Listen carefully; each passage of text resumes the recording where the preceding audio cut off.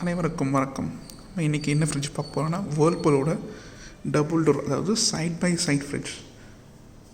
இதுதான் வேர்ல்பூலில் இருக்க இந்த மாடல் நம்பர் பேர் பார்த்திங்கன்னா WS6 இதில் 2 டோர் இருக்குது. இது ஃப்ரிட்ஜ் கம்பார்ட்மெண்ட், அதுக்கப்புறம் இது ஃப்ரீசர் கம்பார்ட்மெண்ட். அதெல்லாம் பார்த்திங்கன்னா நல்லா ஸ்பேஷியஸாகவே இருக்கும். 6.5 லிட்டர்ஸ் இதோட கெப்பாசிட்டி.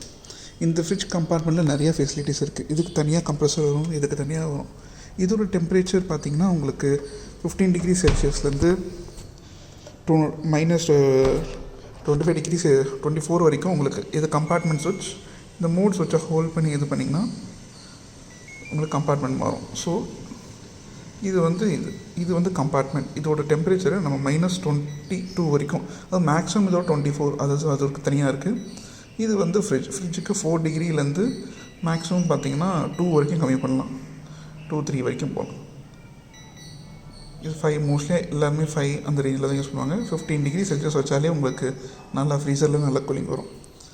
இது ஒரு நல்ல ஸ்பேஷியஸான ஒரு ஃப்ரீசர். இந்த சைடு பார்த்திங்கன்னா இவ்வளோ கம்பார்ட்மெண்ட்ஸ் இருக்கும். இதே மாதிரி இங்கே ஃப்ரிட்ஜ் என்ன வேணாலும் வச்சுக்கலாம். ஐஸ் க்யூப்க்கு தனியாக இருக்கும். நீங்கள் தனியாக ஐஸ் க்யூப்னு தனியாலாம் இது ஓப்பன் பண்ணலாம் எடுக்க தேவையில்ல. இந்த இது ஓப்பன் பண்ணிங்கனாலே போதும், கீழே ஐஸ் க்யூப் வரும். ஓப்பன் பண்ணால் நம்ம இப்படி எடுத்துக்கலாம். ரொம்ப ஈஸியான இது. நம்ம எதுவும் தனித்தனியாக இங்கே வைக்கிறதுக்கு தனித்தனியாக கம்பார்ட்மெண்ட்ஸ் இது எல்லாமே இருக்குது. ஃப்ரிட்ஜ் கம்பார்ட்மெண்ட்ஸில் பார்த்திங்கன்னா உங்களுக்கு தனித்தனியாக வைக்கிறதுக்கு, காய்கறி வைக்கிறதுக்கு இது இருக்குது. தென் அதுக்கப்புறம் இது வச்சு ஃப்ரூட்ஸ் வைக்கிறதுக்கு இருக்கும். இது நல்லா ஸ்டோர் பண்ணிக்கலாம்.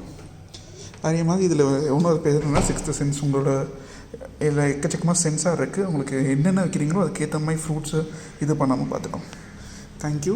இதுதான் வேர்ல்பூலோட டபுள் சைட் ஃப்ரிட்ஜ்.